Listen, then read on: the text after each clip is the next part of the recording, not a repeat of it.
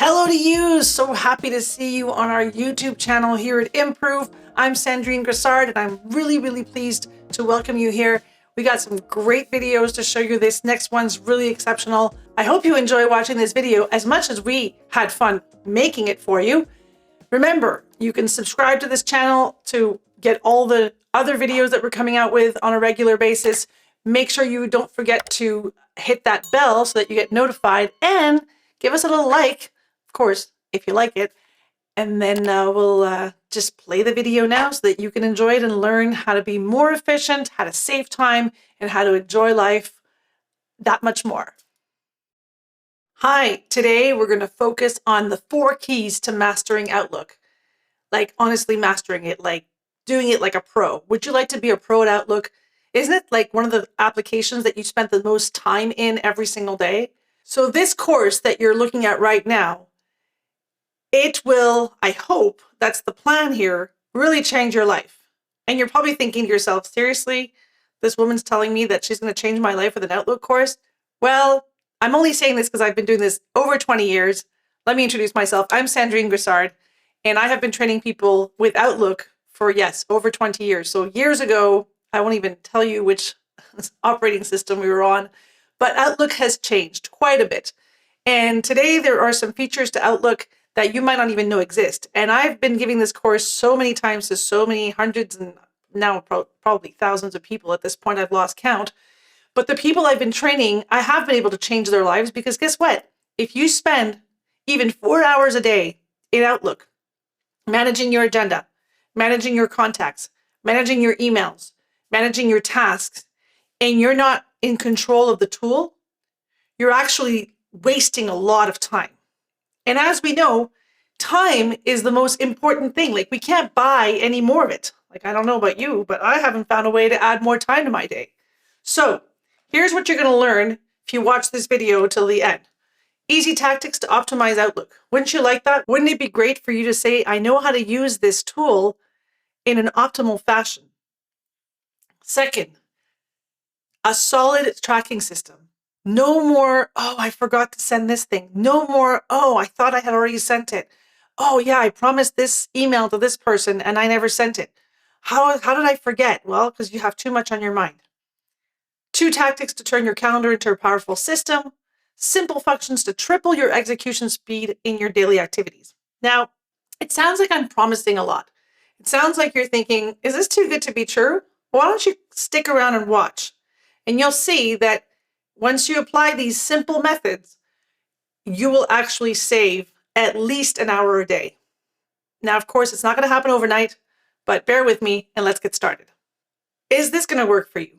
Well, we've trained over 35,000 attendees in over 50 different industries, and I'm still counting.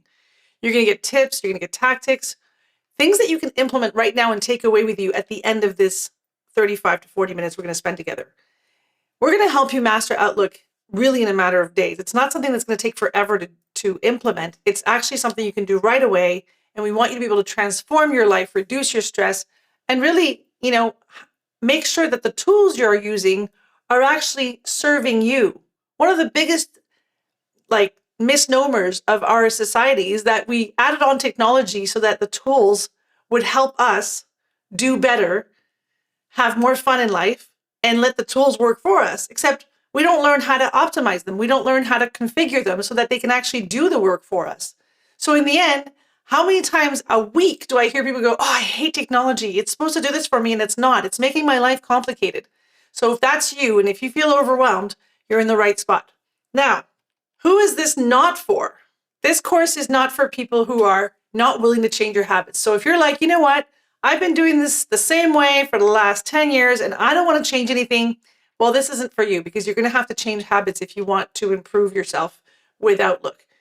If you're a beginner in Outlook, I probably wouldn't suggest you watch this video any further, because you're going to get lost really fast. We're covering some more advanced stuff, and I would probably suggest you take a beginner's course in Outlook first before you come back and learn these efficiency tips. But definitely get familiar with it and then come back and watch this video, because you're going to learn some really cool tips about Outlook.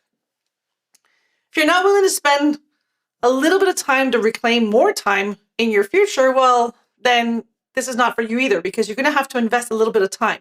You're still going to have to configure your Outlook, watch this video probably a few times, and spend a bit of time devoting so that you can actually save time in the long run over and over and over again. So if you invest maybe 2 hours of your time to really get this done properly, but then you're saving an hour a day, well, it's a no-brainer, right? The math is just really, really simple. You think you already know everything there's to know about Outlook. Well, if that's the case, then yeah, you probably should stop watching now, because you know what? Like I said, I've been training people in Outlook for a long time. And I train people who, when we do the live workshops, I ask them what their level is. And some people tell me, oh, I'm an 8 out of 10. And then I say, great. And then at the hour and a half mark, at the end of the first workshop, I ask the question again. And a lot of times these people who are 8s or 7s or 9, they've gone down to a 6 because they're like, wow, I didn't know what I didn't know. I really thought I knew this tool inside out because I've been using it for so long. And that's the thing, right? Because we use something for a long time, we think we know it. And like I said, we don't know what we don't know. So let's figure that out together and keep an open mind to what you might think you know, but in fact, you might not know. So who this is for? You want to learn how to better handle technology. You're tired of feeling like technology has taken over your life and you want to take control. You're overwhelmed. You're like, oh man, I have so much going on. I don't even know where to begin. I'm not even sure what my next task is. So if you're feeling this way, this is definitely for you. Are you feeling like you're lacking time and clarity? It's not clear anymore. What am I supposed to be doing with my day? What am I supposed to be working on right now? What's priority? Sometimes it gets really blurry if we don't have a system in place. You'd be really happy if you had you felt more efficient, more like, hey, I'm on top of everything. I know what I got to do. I know what's next. I know where I'm at. I know what I need to focus on. And you're serious, and this is a really important point, about overcoming your current limitations with technology. If you're saying to yourself, you know what, I feel like I'm not as tech savvy as I used to be because this technology is evolving way too fast, and you're still trying to catch up with Microsoft 365, well, this is for you. We're going to help you make amends and get more and more familiar. So all of these strategies I'm showing you today, I use them every single day in my own life. And the people who know me well, they even ask me constantly, Sandrine, how do you do it? How is it that you run a business, you raise a family, you travel, you fly little airplanes, you go scuba diving, you volunteer. How do you do all those things? Do you not sleep? And the answer is I actually sleep quite well, but I have a system in place and I stick to it and I go back to it. I do slip once in a while. I'm human. I slip. But I go back to my system every time that I feel myself slipping so that my system will help me stay on target. And yes, that's how I accomplish all the things that I want to do. That's how I work hard and I play hard. And I want to share that with you today so that you actually get the most out of this training and that you get the most out of your Outlook. That's what we're focusing on today. So here are some of our clients. We've been around now for 13 years. We're serving some really great big companies, but also small ones. We also train solopreneurs.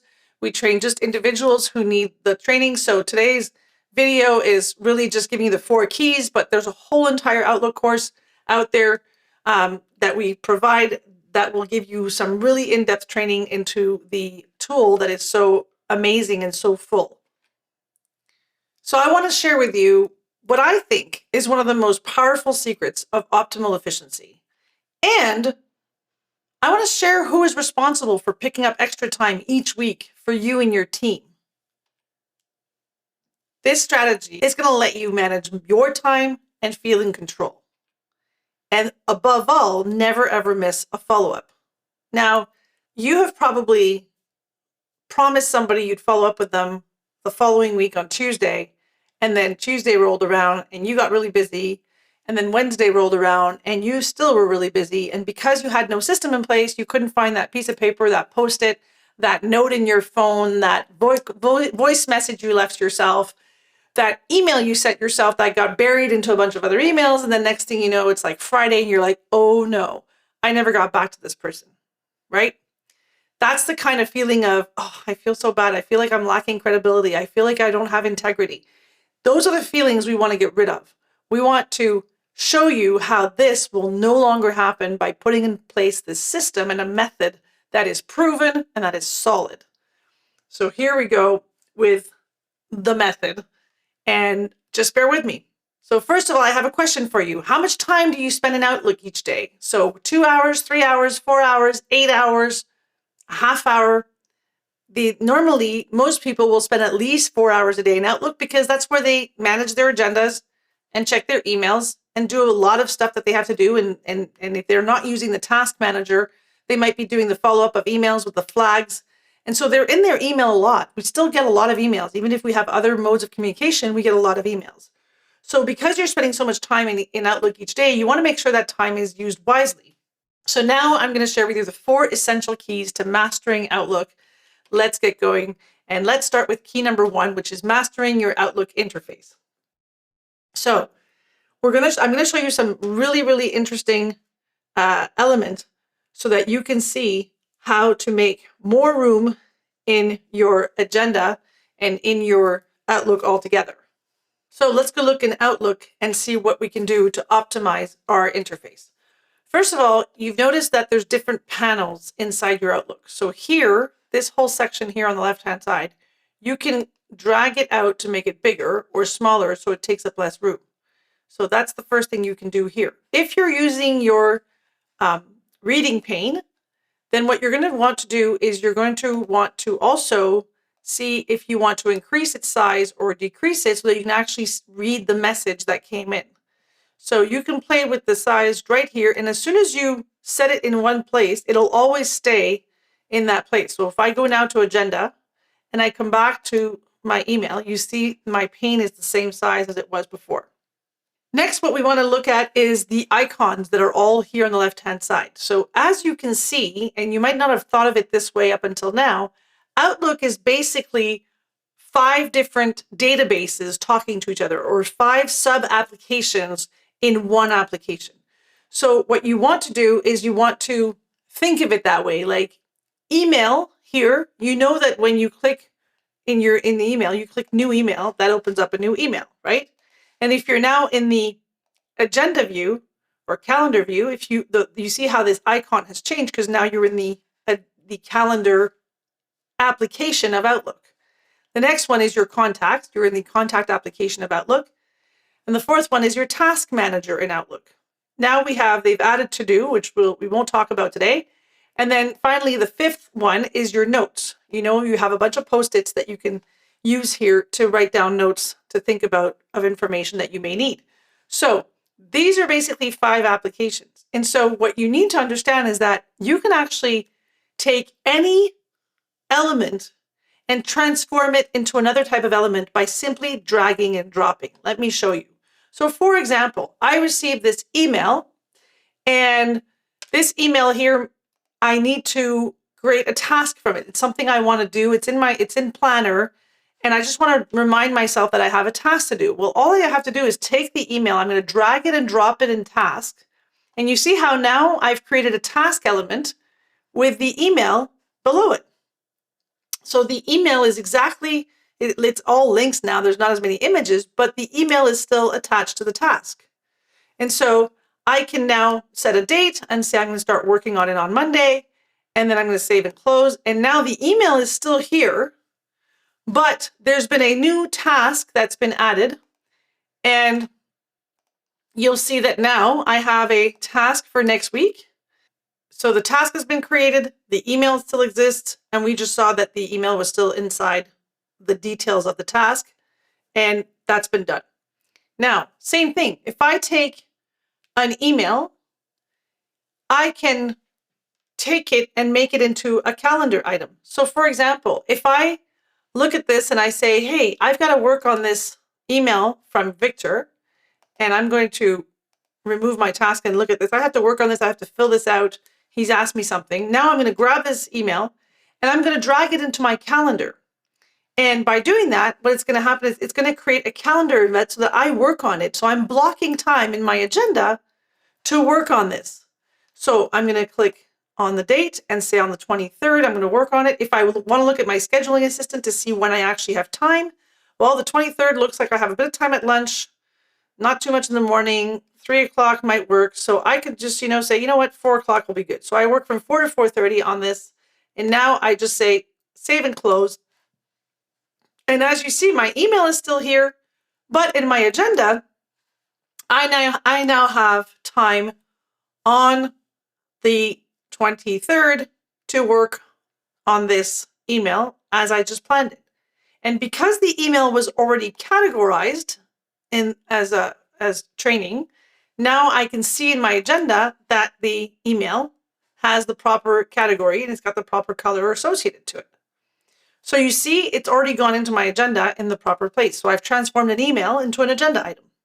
Last but not least, when you're transforming anything into anything else in Outlook, this is a really cool option. If I take this email from Victor again and I drag it and drop it into contacts, it will automatically create a contact card for Victor, and it's going to pre-fill in his email address. And then if I have in his signature, if he had written all of his contact information, which he didn't, I could just copy and paste the email, the phone number. I could copy and paste the address. If he had a proper signature, I'd be able to do that really, really well. I can just copy and paste any information I want. And in the notes, I will have the first email or one email as notes. And I can delete anything I don't need as well. I can go down and say, you know what, I don't need all of this stuff in the notes. So I'll just delete what I don't need and keep whatever is essential for my notes.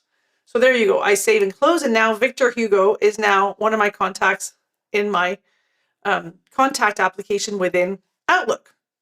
Another really nice application, as I told you about the Post-its, and the notes function is really great when you have to write down information that is, for example, let's say you know that in your company there's people who have allergies, and you want to make sure that you always keep track of everybody's allergies, so team allergies, so that whenever you order meals for events, the information is there. Well, now if you say, I want to write down the allergies of the team, now you can just write, say, Frank, he's allergic to nuts. And then Emily, she's allergic to shrimp. And, Maya, she's allergic to lactose. So she's lactose intolerant, et cetera, et cetera. So you have your list of people who are allergic. Automatically, it saves. So it took the first word of the note. And now I can grab this note here and send it by email. And I could take all of this and send it to one of my colleagues. So it created an email form.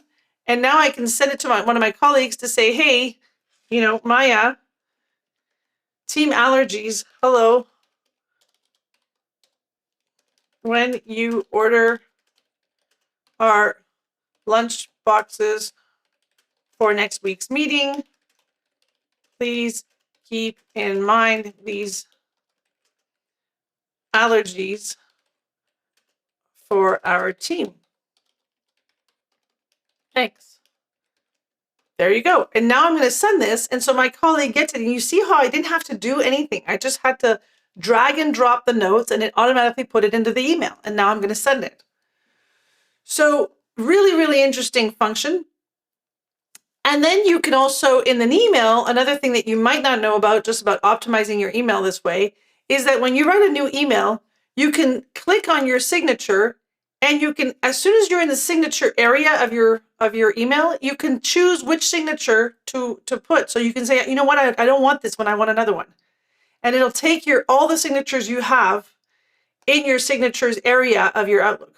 And you can create as many signatures as you want. So your signatures area can be a really nice place for you to modify the way you end each email by just one right-hand click. So I hope this was already really helpful and that you learned something. Let's keep going and see what our other keys are in this video that I'm sharing with you today. We're going to see that we have just seen tip number 1, which is dragging and dropping elements to optimize our navigation time, right? So you can see that by dragging and dropping, it's a lot faster than having to take elements and copy and paste and create new things. It would take way too much time to do that manually. So I hope you can see that you're going to save lots of time because I've just shown you not even the tip of the iceberg. Let's keep going. Key number 2 take back your day. Don't you just wish you could get just more control over your day? Let me put it out there with you. And I'm sure you're going to be nodding. And if I could see you nodding, I'd be like, yes, you're nodding at what I'm saying, because we've all gone through this. Has it ever happened to you where, like, Sunday night, you go to sleep and you think, hey, tomorrow's a new week. I want to get so much done on Monday. Friday, I ran out of time, but tomorrow I'm going to start this. I'm going to start this project. I'm going to get this out of the way. I'm going to finish the PowerPoint I worked on. And you're like going through in your head of like all the things you want to get done, right? And then you walk into the office and then somebody says to you, hey, can you come and speak to me? I need to talk to you about this. And then your phone rings and then a text message comes in. And then you get to your desk and there's like a note on your desk about something urgent that has to be done that morning. And then you get into your email and then basically you realize your whole day is not at all going as planned. Okay? And that can happen even without going to the office, right? You're working remotely, you're in your home office, you're sitting there, you're like, okay, new day, I'm going to get it all done. And then you open your Teams or your Outlook or whatever you start opening in the morning. And next thing you know, everything you had planned has just been kiboshed with other things that need to get done. Now, a lot of times that happens because people aren't actually blocking time in their agendas. So if you're not blocking time in your agenda to do the work you planned on doing, then people will just take that time and think that that time belongs to them. So let's see how we're going to do this differently. Let's see how we're going to really make it totally different. So either you have a full calendar without flexibility, where everything's like back to back to back to back to back and no time to breathe, or you probably have the opposite, which is you have way too much room in your calendar because there's nothing in it. Because the only thing that's in there is the meetings you have, but there's nothing else of what you're working on. And so people see a lot of openings and they see that you have time. Because the only way that your colleagues are going to know how busy you are is to look at your agenda and say, hey, she looks like she's available on Thursday afternoon. Oh, and Friday morning as well, and Friday afternoon as well. She only has like 2-3 meetings. Oh, I can ask her to do some work for me because she seems like super available. But that's because you didn't actually block your time. So what we're going to do is we're going to look at how we're going to block our time and how we're going to really take back our agenda so that the calendar belongs to us and not to anybody else. Again, here, I showed you before, we can drag this to make it bigger. So in this case, it's kind of nice to have it around here. And if you put it here for the calendar, you'll see that it works really well for the email as well. It's not too big. It's just perfect. So you want to be able to see your whole month here and then your shared calendars and your calendars on your left-hand side. And then here, I don't know if you've noticed, but right now the intervals are 30 minutes. But you can actually change that with just 2 clicks. So you right-click here, and then you can change it to 15 minutes. Now, 15 minutes makes a really, really, really long schedule. But when you're planning, so if I go to next week and I want to plan my week and say, okay, when am I working on this? When am I starting this task? When am I focusing on this project? When am I building that PowerPoint presentation, etc.? Now I can really start working in 15-minute increments. And it can be very, very helpful to work that way.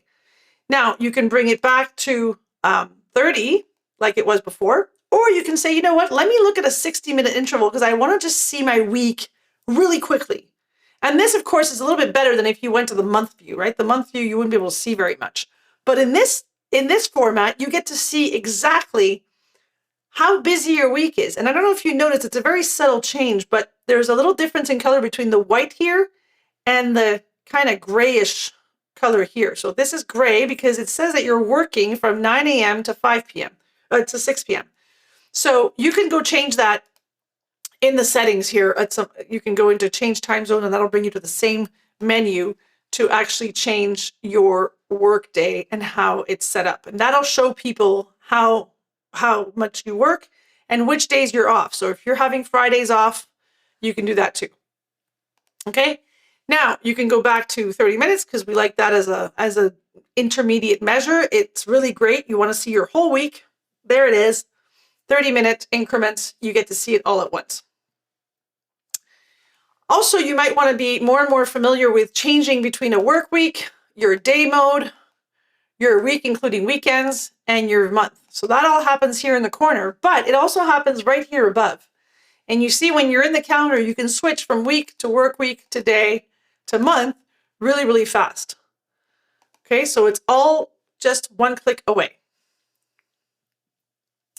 When you're in the day when you're in the day mode, there's a really neat shortcut that I want to share with you that's probably one of my favorite shortcuts of all time in Outlook.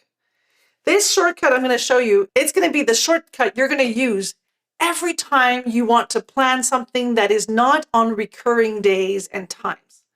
For example, you say to your colleague, hey, we have to work on this project and I want to look at the next 3-4 weeks. I know my Tuesdays, Wednesdays, and Thursdays are really busy, but my Mondays and Fridays are usually a little bit more flexible. Can we see which Mondays and Fridays you and I could meet? You're on the phone with them and you're looking at your agenda and you want to see which days will work for you. Let me show you how you do that really, really fast. So what you do is you hold the control key. And as you hold the control key, you're going to go and choose Monday, Friday, Monday, Friday, Monday, Friday. And I'll remove the 24th. So now what happens is you've got Monday, Friday, Monday, Friday, Monday, Friday for the next 1, 2, 3 weeks. Right there, looking at you. Now, I have set it up that Fridays I'm off. Let me go change that and say, you know what? I'm going to be working Fridays for the next little while because I've got too much stuff to do. And now my Fridays become available. So this is no longer a day off. I'm going to delete the occurrence. There. So now I have a visibility on all my Mondays, Fridays, Mondays, Fridays. But you can also say to somebody, hey, let's go for lunch. And Thursday lunch usually works best for me. So let's go and check out the next few Thursdays. And you can just click the 25th and the 1st and the 8th and go down to the next month. And, you'll need 2 months for that. So you need to go, when you're at the end of 1 month and you want the next one, you're going to have to do it this way. So you're going to do, let's do this again, 25th, 1st, 8th, 15th, 22nd. The whole time I'm holding the control key. That's how I get to do this. So now you can look at the 5 Thursdays, the week of 5 Thursdays. And you can say, okay, hey, Thursdays, right now the 1st and the 22nd are the best because they're the ones where I have nothing right before lunch. So I can do either or. And now you can give an answer super fast because you have a visual on your schedule. A lot of times what you're doing is you're like, well, what about the 8th? And you look at the 8th and go, yeah, well, I have something till 12. Okay, what about the 15th? Well, I got something. Okay, well, let's go. Well, what about the 1st? Okay, go back. And now you're going back and forth and you don't have that visual of what your days look like. You can do it in a week mode, but still you'll have to change from 1 week to the next and back and forth. So you can see how the control key is really an amazing shortcut. So let's go back to work week so we can have a view on our week. Let's go to next week and see what it looks like. And now I want to show you something really interesting is if you have your task list on the right-hand side here and you need to add a task inside your calendar, there's 2 ways you can do it. And I'll show you both ways that you can do it. One of them is you can just grab a task here and say, okay, well, this task that I really need to get done on Monday because I was supposed to start it yesterday and I haven't. So I'm going to get it done on Monday. What I'm going to do is I'm going to grab it here and I'm going to go drag it to Monday, 3:30 p.m. And boom, there it is.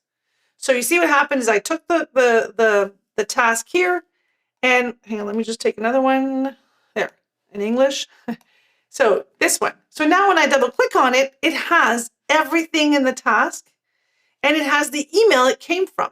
So I have all the information in one place. And it tells me I have to work on it for 1 hour. So I had already planned 30 minutes there and another 30 minutes here. I should be able to finish it. And I have an extra 30 minutes on the 24th, just in case I still have work to do. So now it's planned.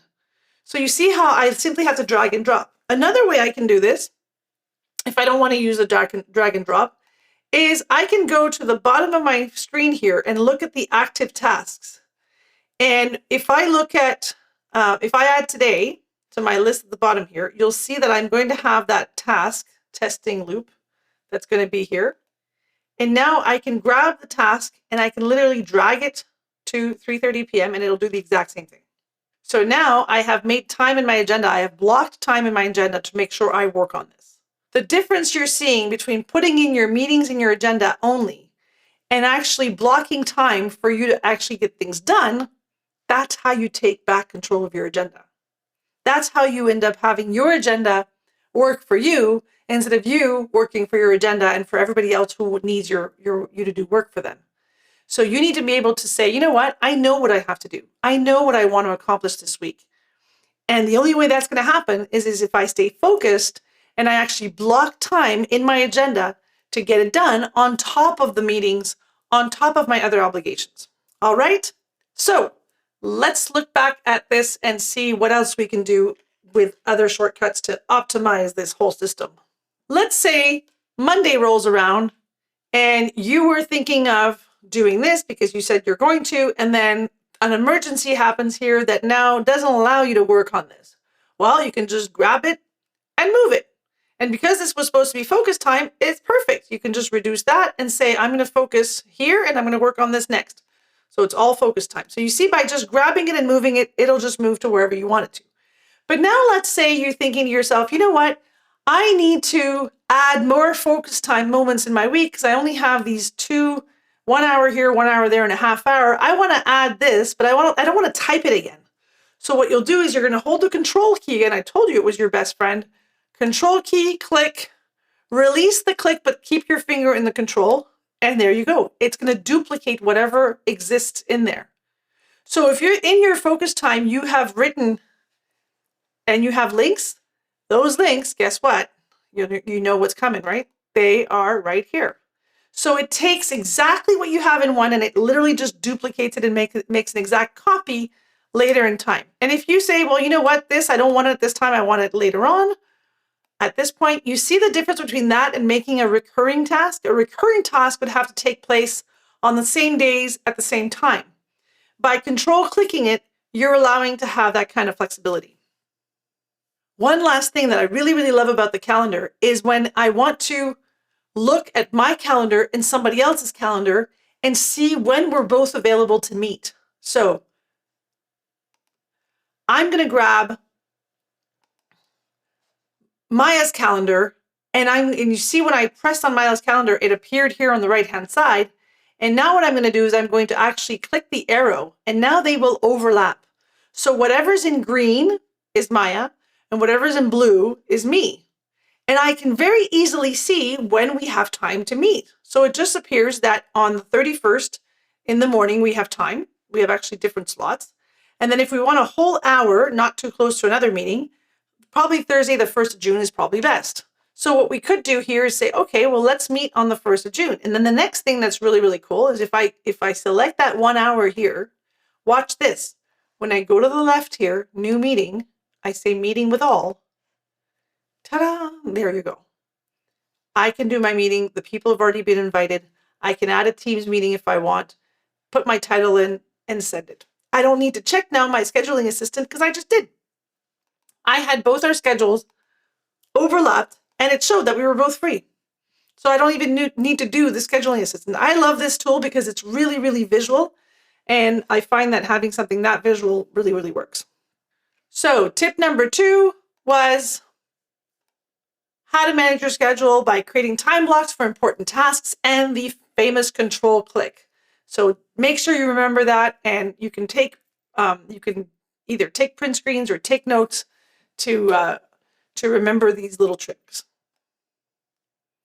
So I hope that you can see that learning these activities will allow you to save time for what really is important to you, what's essential.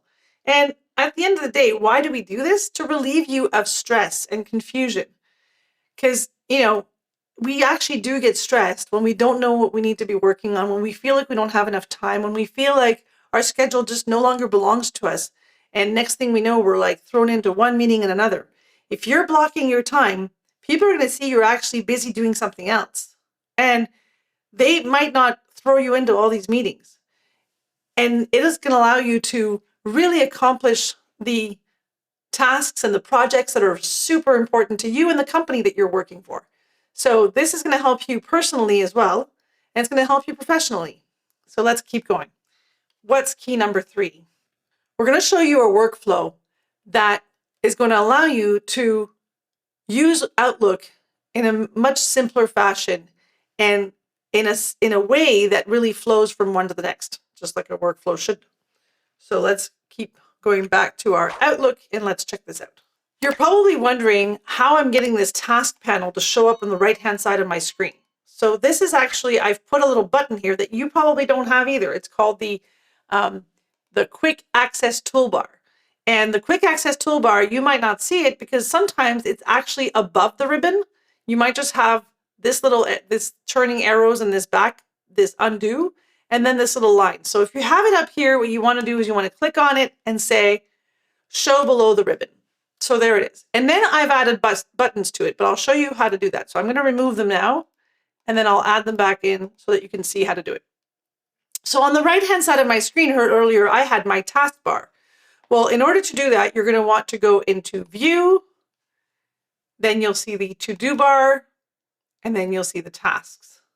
But before you click on it, I'm going to invite you to right-click and do an Add to Quick Access Toolbar. And by doing that, there it is. Now you can show it, and now you can hide it. So you can toggle back and forth. When you're in the agenda, that's pretty much all you need. But when you're in the email, now you want to be able to show the tasks without squishing the preview, but you want to be able to see your tasks and then sometimes see the preview. So that's where the other buttons come in. So here you're going to go back to View, and we're going to add 2 more buttons. We're going to go into the reading pane. We're going to say right-click to the right one, and then we're going to go reading pane again, and then right-click on Off. And by doing that, you'll be able to remove the reading pane and have just the taskbar, or remove the taskbar and add the reading pane. So that's how you toggle back and forth between the different panes. So now I'm going to re-add the tasks because I'm in the calendar. As you can see, once we end up in the taskbar here, as soon as I will click in this area, watch what happens to the classic ribbon. I'm going to click on a task, and it's going to allow me to do a lot of different things here. I can mark a task as complete right here. I can remove it from the task list. I can put a flag on a different day. I can really do lots of different things. I can arrange it. I can add a category. I can do all of that from this contextual menu, or I can do it here directly in the task list. But I have 2 options as soon as I click on it. So you can add a task just by clicking right here and start typing. You can say, call Brian next Tuesday for quote update. Because Brian is somebody you're working with and you're asking him for a quote. And now what you want is you want to call him on Tuesday, the 23rd, and you're going to categorize it because it's for your marketing campaign. And now you're going to hit this button here, and you'll see that this task just showed up here on the bottom. And of course, it showed up on Tuesday, the 23rd, right? So now you're seeing it right there, and it's helping you really see exactly what you want to look at. Now remember, we're in day mode here, which is why our week looks really strange. But if we go back into work week, we can see our next week, and we will see that call Brian is right here on the Tuesday. So you have it in both places. And of course, watch what happens. If I change it from the Tuesday to the Monday, because I want to give myself a buffer, as soon as I bring it to Monday, watch what happens, right? It's still here, but it just changed dates. So the 2 are just totally connected. It's the same element. We're just showing it in 2 different windows, but it's the same element. Okay. What's really interesting is that although Outlook has had a task manager for years, there's less than 1% of users who actually use the task function in Outlook. And the reason is that when you open up your Outlook for the first time, the way the taskbar is configured by default with Microsoft is actually really, really bad, okay? So that's the reason why people don't use it. It's because it's not user-friendly from the get-go. So I'm going to show you right now how to set up your task dashboard so that it looks phenomenal and gives you the information you are looking for. So that's key number 3, where I am going to show you how to create the dashboard and work with it to have a solid task list. And of course, we will still be using the control click. Let's look and let's see how that works. In order to set up our dashboard so that it looks just like mine and so that you really have something really nice to work with, I'm going to show you how to do it. Now, I might go a little fast, but the good news is you can pause and you can rewatch this to your heart's content.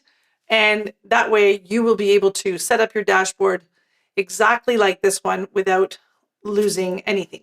So first thing you want to do is you want to choose which columns are going to be in your dashboard. First things first, you do a right click here and you go into view settings. We're going to spend a bit of time in this menu, so hang in there and just go ahead and follow along.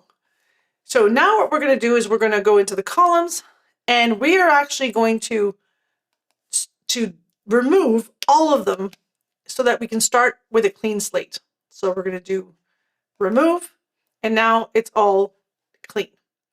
So we're starting in alphabetical order with frequently used fields. First one being categories. Second one is complete. Third one is going to be icon. Then we're going to have priority. Then we have start date. And finally, subject. And the seventh one that we need, so you need 7 of these, is actually going to be found here in the all mail fields, MAIL, and you will find it under in folder. So it's alphabetical order I in folder, and that's the next one. So it should say categories, complete, icon, priority, start date, subject in folder. But that's not the order we want them in. We want them in, so the first thing we want is we want icon, priority, then we want subject, then we want start date, categories, in folder, and finally complete. Complete is the checkbox at the end that's going to give you that dopamine rush every time you're going to check it to say, oh yes, I just finished another task. Woohoo! All right, so here we go. We're going to hit OK. And before you hit the other OK, don't hit it right away. Just wait a little second. So now we're going to go in and apply some filters that we need. So the filters, what we're going to do is, and actually let me just show you what it looks like before I do that. As you can see on the screen here, right now we have the proper elements in our list, but what we don't have is we don't have a focused dashboard. What do I mean by that? What I mean by that is that right now, that task list I just showed you, I don't know if you saw it, and I'll show it back to you in a second, but it had today's tasks, this week's tasks, next week, next month, and later on. You're not going to get much done if you're constantly looking at things you have to do in a month from now. You're going to get overwhelmed real fast. So imagine entering all your tasks every time an email comes in and, oh, this is for next month, and this is for next quarter, and this is for, 1 month down the line or 2 weeks from now.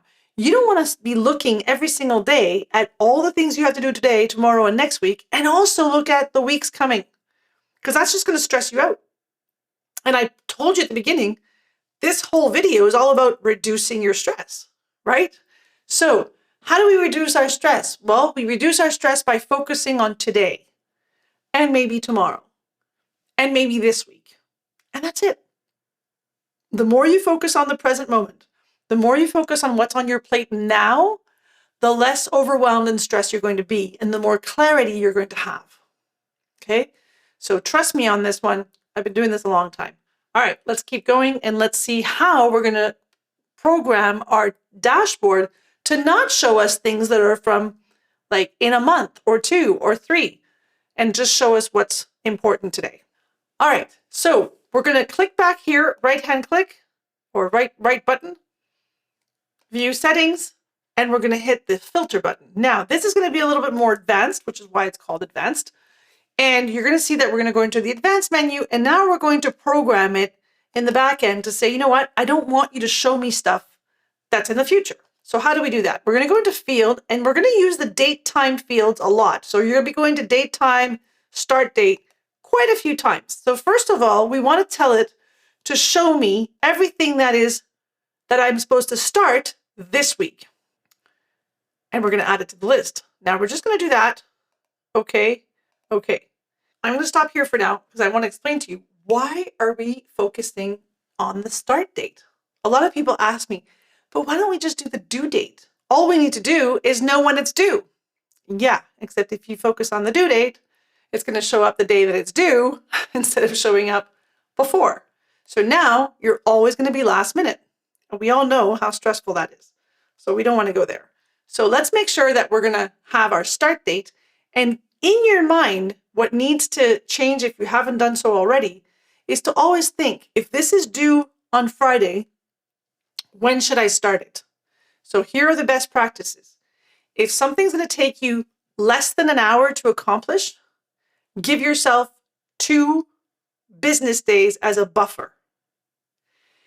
If something's going to take an hour to 2 hours to accomplish, give yourself 3 business days as a buffer.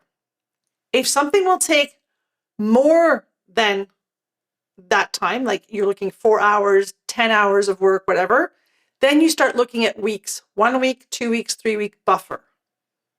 Okay?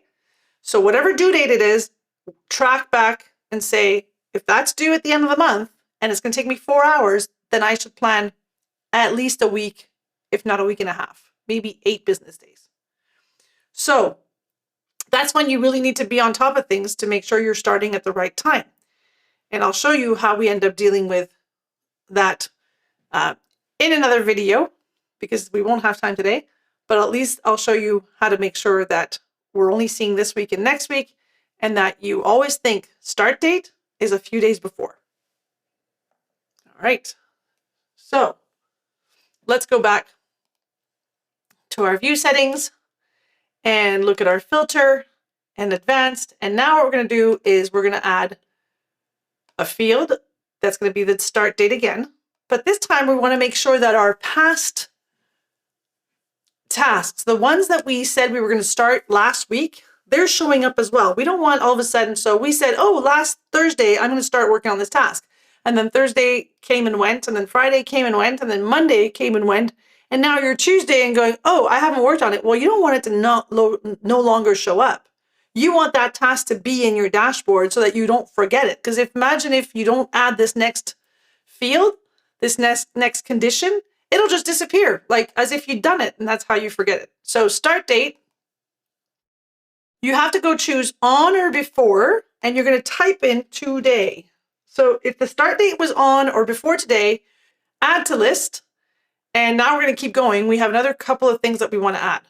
We want to make sure that if the start date does not exist, it's still going to show up. So start date does not exist. So all the way at the end does not exist. We're going to add it to the list, because if, let's say I enter a task and I forget to put a date, you're going to want it here. The other way you're going to need this is if you're creating tasks from Teams and they enter here, you will not put a date because Teams works with due dates. So if you want it on your dashboard, you have to leave the due date blank, and that will show up here without a date. So you want to make sure that the tasks that have no dates still show up in your dashboard. So you have start date this week, on or before today, does not exist. And then you also want to make sure that we're going to use something else. The field called complete, so like checked off, you want to make sure complete equals no. You don't want to see a bunch of tasks that are already completed. So you're going to have that. So that should be good. And now you should have okay, and that's what you should see here.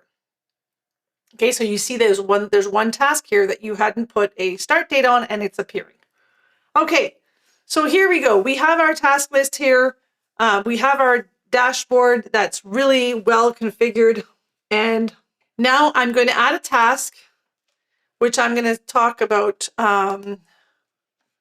work on, or no, write a blog article for our site. And then we're going to start this on the 22nd, and we're going to give it a category, which will be, again, a marketing category. And there we go. So now you see this task that I just entered, it didn't even show up. And why? Because we're only showing this week. If I go to next week and I hit it there, you'll see that my article right here, write a blog article for our site, is right here, and the task is prepared for next week. So when Monday arrives, it'll show up here in my today. Okay. Then what else do I want to do? I want to show you that in the email, I'm going to flag an email for me to work on today, and I'll show you what happens in the taskbar. So for example, this email here came in and I said, okay, please complete the attached report and send it back to you by next Wednesday. I know I want to start working on it today, so I'm going to do a flag for today, click on it, and I'm going to categorize it as a report. So there you go. So now that I've categorized it and I've given it a flag, I can close my preview, look at my tasks, and you will see, there it is. There's my task, my flag. Now, a flag, as you can see, has no icon. That's because it's not an actual task. If I double click on it, you'll see that it's just the email that's been flagged. That's it. It's a follow-up. So those are just how you manage your follow-ups. You will manage your follow-ups by just adding a flag to it, which simply just tags it, saying, hey, you got to follow up. And you said you would start it today because you gave it a flag for today. I could have given it a flag for next week. And I could have done a right click here and said, these are my other flags for next week or another date. So now let's say I want to change my dates. Let's say all these old ones, they don't make sense that they're still in the past. So if I want to change them around and say, you know what, I'm not going to do this in the past. I can't go back to the past, right? So now I can click here and say, I'm going to do this on Tuesday. And as I do them, they're going to disappear because I'm only showing this week. So I'm going to do this on Wednesday. And one of the ways I can do this really well is if I do this in my calendar view and start looking. Does it make sense? Do I have time next week to do this stuff? So I can look here and say, okay, so Wednesday doesn't look too bad. I can start doing this here. And then I've got Thursday, looks like I've got a bit of time too. And as soon as I move them, you see, I will have these tasks show up at the right dates. So there you go. So they're all now being moved and they're all going in the right places. So you can see that they're really, really easy to move. By just changing dates, it'll go to the right location.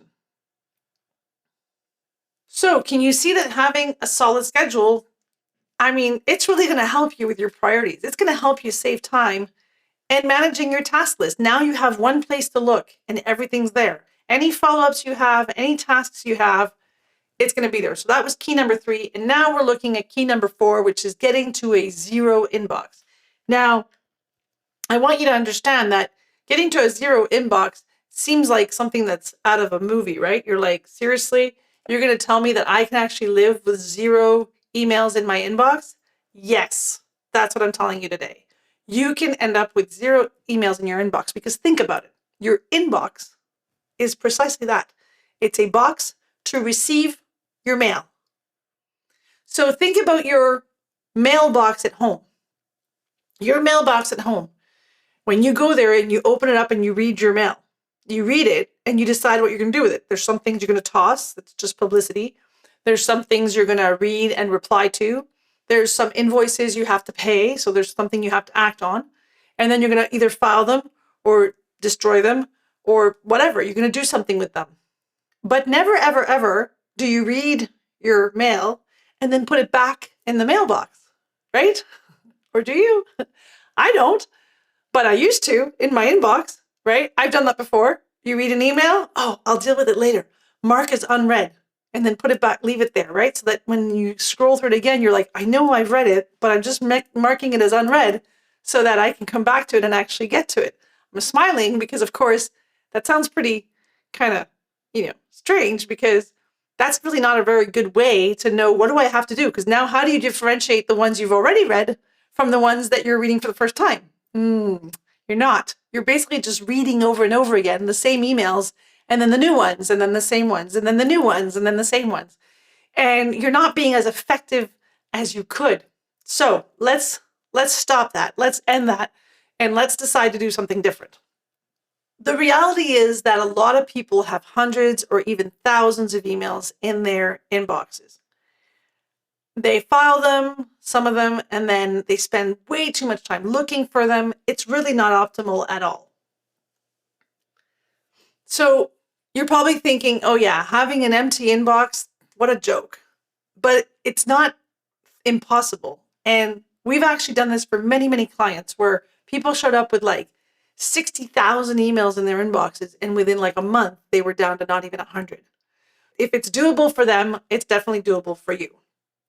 The difficult thing is that changing the order in which you do things, changing your habits with emails might seem like a huge investment, but it will be effortless as soon as you get what the deal is, as soon as you get what the habit to develop is. And it's actually it's not as difficult as you think it may be.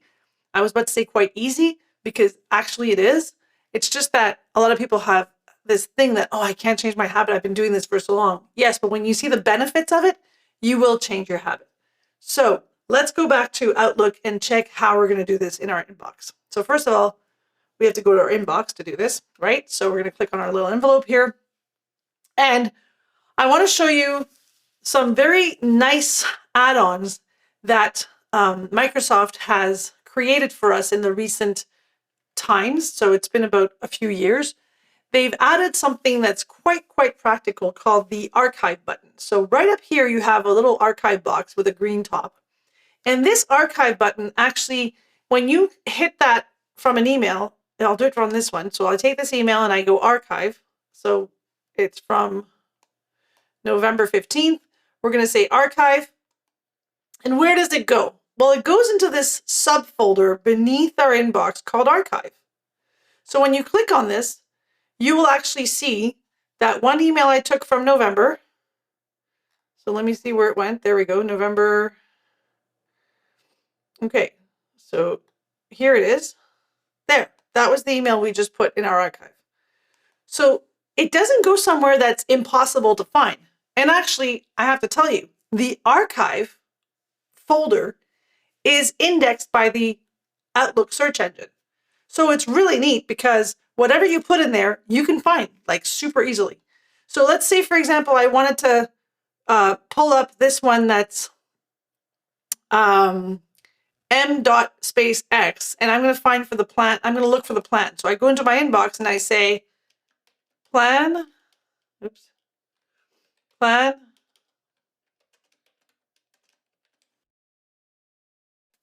There you go. So if I look at that here, I'm going to find, you see how the 15th of November, that email, it showed it, it found it even though it wasn't in the subject. If I double click on it, there is what I was looking at. You see, it's right there. So it finds it even in the body. Now, it didn't highlight it for you, but if it shows up, it's because it's in there. Okay. So that's the first thing you need to know about the archive button.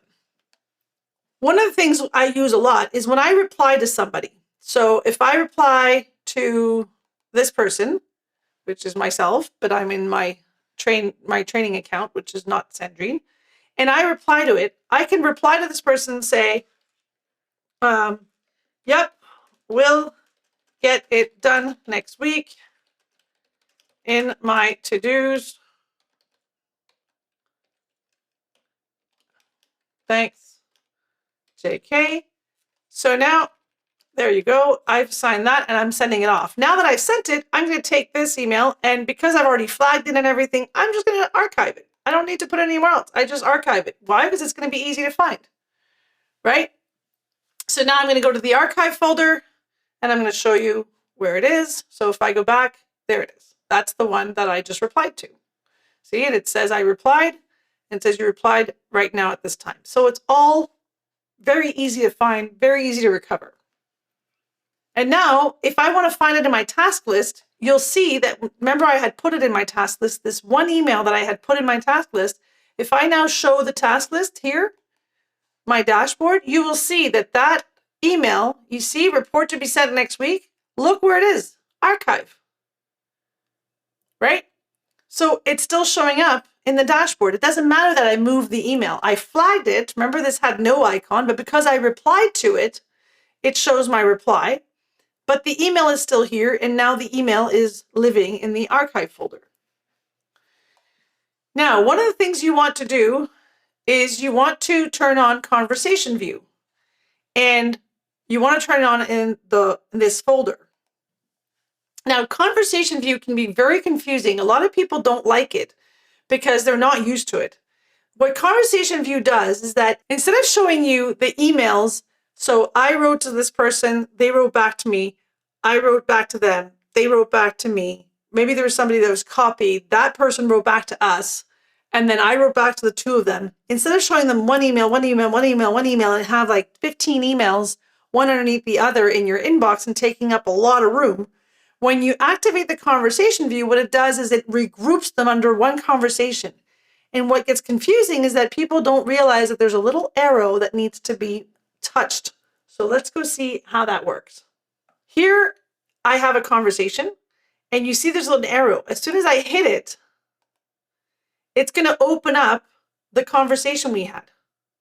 So all of this conversation here, 1, 2, 3, 4, 5 emails, if they were not regrouped, they would have taken up 5 lines in my Outlook. So now if I want to look at the preview, I simply need to I can just look at the whole history, right? So I see that. So I can go back to the beginning and say, this is how it happened. Hey, ladies, I need your input on a project. And then I wrote back, hey, great to hear from you. Well, I think the first and foremost, blah, blah, blah. And I wrote back, and then she wrote back again, and then I wrote back again. So we're having this conversation. And in order for it not to take up so much room in my inbox, we just click the little arrow. And now that whole conversation, I can still read it completely here, but it doesn't take up all that room. So that's a really nice way of saving room in my inbox. So now I'm going to go into the admin folder, and I'm going to see that the conversation is right here. There it is. It's the exact same conversation we were having before, and it has been filed in the right place as a conversation. Now, in order for that to happen, you have to make sure that when you're choosing show as conversations, you choose it for all your mailboxes and not just for your inbox here, right? So if I remove it out of this folder, it won't remove it for all of them. Let's say I add it. I'm going to make sure it's all mailboxes so that in every mailbox, I have the conversation view. Once you get used to it, it's really, really simple. Last but not least, in terms of conversation, I'm going to reply to this last email here. And I'm going to say, hey, thank you for everything. Looking forward to working with you again soon. Thanks. And then I'll take this, and then there you go. Actually, it's not sending, it's JK. And then I'm going to say send. So now I'm going to send this. And what I'm going to do is I'm going to delete now. And then you'll see what happens. Once I delete it, it's going to ask me if I want to delete the entire conversation, because I have it in conversation view, it'll delete the entire conversation. So if I don't want to do that, then what I would do, I'd have to open this up and delete only the one that I need to delete. So now if I delete this, it'll just delete that one message. Okay, and then here I can go to my deleted items and show, if I go to the date here, I can show this one message I just deleted. Okay, so really important to remember that once you're in conversation view, if you delete something, it'll delete the whole thing. The entire conversation will be deleted. Last thing I want to show you that's really important when you're working inside Outlook, and mainly when you're working inside emails, is the search function. The search function in Outlook has become really nice, and you'll see that finding emails is a lot easier than it used to be. So let's give you a few examples that you can work with and take away right away with you. So when you're inside your inbox, you'll notice something as soon as you put your mouse over the search field. As soon as you click it, keep your eyes on the ribbon, you'll see what happens. You see how the whole ribbon changed and it becomes a search bar. So I'll click here again, and then I'll click back and search just to show you. You see? And now what you can do is you can search an email from a specific person. So let's say you want to search an email from Victor inside your inbox. All the emails you've ever received from Victor will be here. And then you say, well, that's too many emails. That's not really helping me. I'm going to check. There was something about a follow-up that I wanted to find. So you can type follow-up and see what happens. And there you go. There was indeed conversations that were about a follow-up call, and now you found it. You see how that was really fast? Because you're using the tools that are inside the search field function in the search bar, and it's finding this information for you. And as you can tell, it's not just looking at the from, but it's also looking inside the message. When you type the word Victor, it still shows up. So that's the power now of the search bar in Outlook. It's a lot more powerful than it used to be. So that was tip number 4, where I was showing you how to work with emails, archive function, transform emails into tasks, and flagging. Now, can you see what it's going to do if you actually get to reducing your inbox to 0? You see how you can save time, have more energy, and allows you to focus on what's really essential. One of the ways that people lose time is that they're just not able to focus.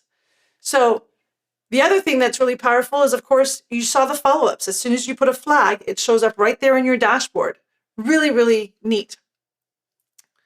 So I promised you today that I would help you master the interface, discover how to optimize your schedule, create a schedule that's really solid with all the tasks that you have to accomplish, and achieve a 0 inbox.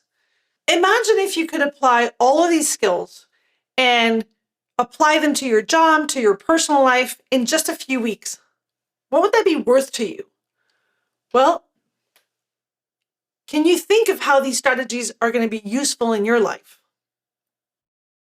So this approach, in the 13 years that we've been teaching this approach here at Improov, and I've been teaching it even longer than that before Improov, we don't just teach technical competency. What we teach is we teach to address the human factor, which really increases the chances of you making a difference in your own life. So what's the next step? Well, you have 2 choices, really. You can try to implement this by yourself by watching videos online and just trying to figure it out. Or you can allow us to help you implement this better than anyone, really, because we've been doing it for so long and we've helped thousands of people. So I'm wondering if you can really see how, if you implemented these skills, you could get so many more results in every day of your life. And if you learn this system, you can really transform Outlook and make it that personal, virtual, 24/7 assistant that you need. Imagine having somebody who you can depend on at all times, and they're working for you. Because I've only shown you these 4 keys that I showed you today. They're just the little tiny, tiny, tiny tip of the iceberg.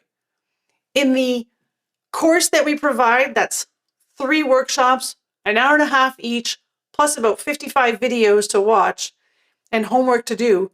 In that whole entire journey that we teach, you get so many more of these tips and tricks, so many more things to help you out. I automate my Outlook so much that there's things that I just press a button and the computer sends emails for me to the right person, copies the right person, files it, does, like, there's just things that you wouldn't even imagine.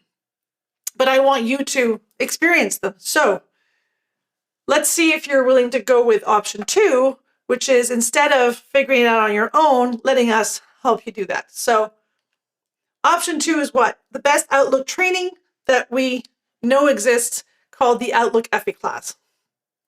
It's for professionals, and you can apply everything you learn right now. You don't need to spend countless hours. As I said, it's 3 times an hour and a half. And this program, it's been delivered for the past, well, now we've been saying 10 years, but we're saying 10 years. And after the years go by, it's actually 13 years. And there's over 20,000 people who have experienced it. So I wouldn't be telling you that it really works if it didn't. I can tell you the thousands of people that we've trained, everybody's like, wow, this is amazing. I get so much more done and I'm so much more in control. So in the market right now, what you have is you've got free online training through YouTube and Google. You have tutorials, even from Microsoft or from Google. You have, most office training classes are pretty classic and not super exciting. And you have some private training in companies, adapted, but usually very expensive because they charge you for entire days of training in classrooms. You have public group trainings that, are either too fast or too slow. And we actually don't experience that problem, because what happens is that we actually change the rhythm through our videos. Because you see, what happens is in our courses, you take the workshops live, but then you watch the videos. And so the videos is where you're going to see how to configure things. And because we don't do that live, nobody's wasting time going, oh, it's going too slow, or oh, wow, it's going too fast, I can't follow. You're doing this on your own. But when we're together, that's when we answer questions. That's when we show you value-added material so that you can keep moving forward. So those were the 4 keys of mastering Outlook. And I hope to see you in one of our courses soon. If you want more information, you know how to find us, and you'll see when the next courses are available. And we really hope to see you in one of these classes, and maybe I'll be your trainer, maybe somebody else will, but I'm really looking forward to helping you gain more time, more efficiency, and definitely much less stress. So was that neat? Did you learn a bunch of stuff, and are you just like completely pumped about what you can do now, because now you got more time on your hands and more relaxed moments in life so that you're not so stressed and overwhelmed? That's the whole point of all of our videos. So we know we hit the spot. We know we can help you. And please remember to check back in here, hit that like button, hit the bell. If you haven't subscribed already, please do. And we'll be coming out with more videos, more tips and tricks to show you how to be more efficient with technology or without, because efficiency is our middle name. Thanks for watching our Improov channel. Again, I'm Sandrine. Have a wonderful rest of your day, evening, night, morning, whatever time it may be. Bye for now.